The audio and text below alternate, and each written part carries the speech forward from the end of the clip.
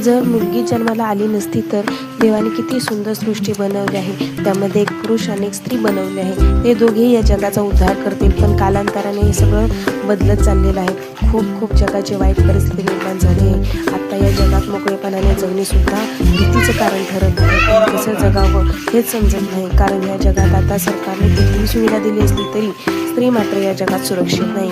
तिला खेळणं समजणाऱ्यानं मला फक्त एकच सांगायचं आहे, ती जर नसती तर तू कसा जन्माला आला असतास, आणि तूच जन्माला नसतास तर अशी कृत्य घडलीच नसती। हो, मी बोलत आहे त्या लहान माणसांबद्दल ज्यांना लहान 3-4 वर्षाच्या मुलीही समजत नाही। हे देवा, जिवंतपणे मरण यातना देणाऱ्या त्या आई वडिलांना जिवंत असूनही मरणाची शिक्षा झाली आहे। काय आणि कसला गुन्हा त्यांचा, म्हणून जर मुलगी जन्मली नसती, देवाने स्त्रीचं जन्माला घातली नसती तर तू जन्माला कुठून आला असतास।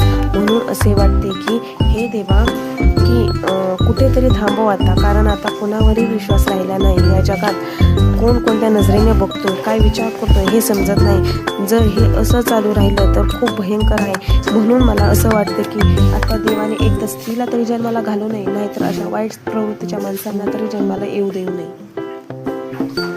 प्लीज माझा व्हिडिओ आवडला असेल तर लाईक करा, शेअर करा, सबस्क्राईब करा, कमेंट करा।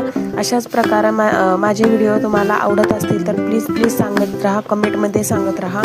लाईक करा, शेअर करा आणि माझ्या चॅनलला सबस्क्राईब करा। बाय।